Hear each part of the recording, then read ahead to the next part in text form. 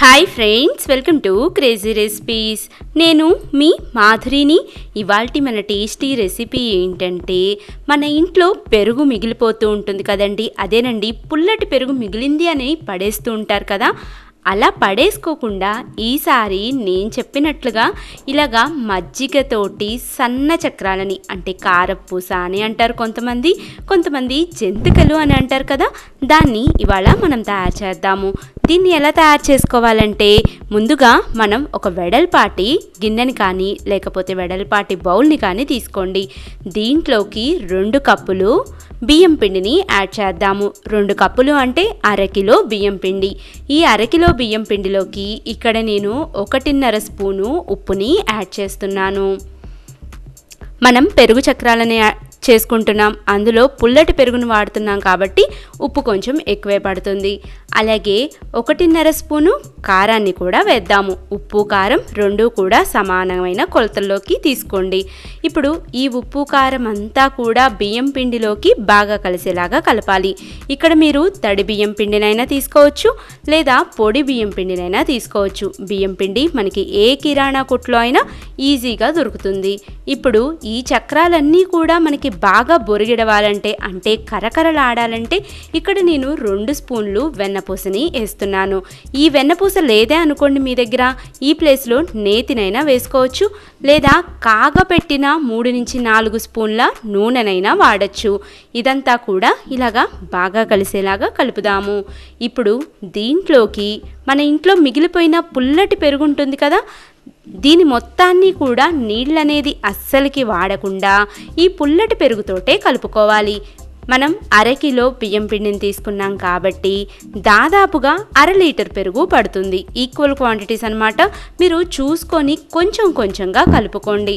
మీకు పెరుగు ఎక్కువ లేదే అనుకోండి, దాన్ని మజ్జిగలాగా తయారు చేసుకొని ఇలాగా దీంట్లోకి వేసుకొని, అంటే పిండిలోకి వేసుకొని ఇలాగ కొంచెం కొంచెంగా కలపండి. ఇలాగా మనం మొత్తాన్ని కూడా కలపాలి. పెరుగు పుల్లగా ఉంటే ఈ మజ్జిగ చక్రాలు చాలా అంటే చాలా రుచిగా ఉంటాయండి. మీ దగ్గర ఒకవేళ పెరుగు పుల్లగా లేదే అనుకోండి, ఒక చెక్క నిమ్మకాయని పిండండి, పులుపు అనేది అడ్జస్ట్ అవుతుంది. ఇలాగే పిండి మొత్తాన్ని కూడా చపాతీ ఉండలాగా కలుపుకోవాలి. చూసారా, పిండంతా కూడా ఇలాగ ముద్దలాగా ఉండాలండి.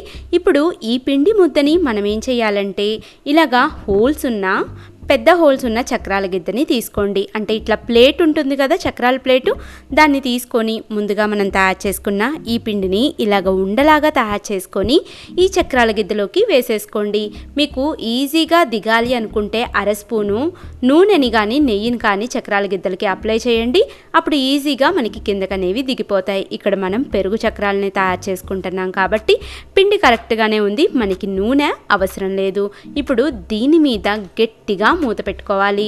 మూత గట్టిగా పెడితేనే మనకి చక్రాలు అనేవి బాగా వస్తాయి. ఇప్పుడు స్టవ్ మీద డీప్ ఫ్రైకి సరిపడా ఆయిల్ని పెట్టుకొని నూనె అంతా కూడా బాగా వేడవ్వాలి. వేడయ్యాక మాత్రమే ముందుగా మనం తయారు చేసుకున్న ఈ పిండిని ఇలాగా చక్రాల్లాగా తిప్పుకుందాము. 1 నిమిషం ఆగాక మనకి పైకి వచ్చిన నూనెంతా కూడా కిందకి దిగిపోతుంది. ఎప్పుడైనా గుర్తుపెట్టుకోండి, చక్రాలు తయారు చేసేటప్పుడు కానీ జంతికలు తయారు చేసేటప్పుడు కానీ నూనెని 1/2 వంతు మాత్రమే వేసుకోవాలి. బాండీకి పైదాకా వేయకూడదు. ఈ పాయింట్ మాత్రం ఖచ్చితంగా గుర్తుపెట్టుకోండి. ఇలాగ వేయటం వలన మనకి నూనె అనేది పొంగకుండా ఉంటుంది. అలాగే చక్రాలన్నీ కూడా బాగా వేగుతాయి. చూసారా, ఇలాగా 2 వైపులకి తిప్పుకుంటూ చక్రాలన్నీ కూడా మంచి గోల్డెన్ కలర్ అయ్యేదాకా ఇలాగా వేయించుకోవాలి. ఇలాగ వేయించిన తర్వాత వీటిలో ఉన్న ఎక్స్ట్రా నూనె మొత్తాన్ని కూడా తీసేసి మనం వేరొక చిల్లుల గరిటెలోకి పక్కన పెట్టుకుందాము. ఇలాగే ఒకదాని తర్వాత ఒకటి అన్నిటినీ కూడా తయారు చేద్దాము. చూసారా, ఎంత ఈజీగా మనం చక్రాలను తయారు చేసుకోవచ్చో. మీరు కూడా తప్పకుండా ఈ రెసిపీని ట్రై చేయండి. మీ అందరికీ కూడా చాలా అంటే చాలా బాగా నచ్చుతుంది. మనం వీటిని గనక ఒక్కసారి తయారు చేసుకున్నామే అనుకోండి, నెల రోజుల దాకా ఈజీగా స్నాక్స్ అనేవి తినచ్చు. రోజు తయారు చేసుకోవాల్సిన పని ఉండదు. అలాగే చూసారా, నేను ఒకటి కట్ చేసి చూపిస్తున్నాను. ఎంత క్రిస్పీగా ఉన్నాయో చూడండి. వీటి మొత్తాన్ని కూడా గాలిపోని ఎయిర్ టైట్ కంటైనర్లో కానీ ఒక టిఫిన్లో కానీ పెట్టుకుంటే మనకి నెల రోజుల దాకా నిల్వ ఉంటాయి. మీరు కూడా ట్రై చేయండి. మీకు ఎలా కుదిరిందో కూడా కింద కామెంట్ బాక్స్లో కామెంట్ చేయండి.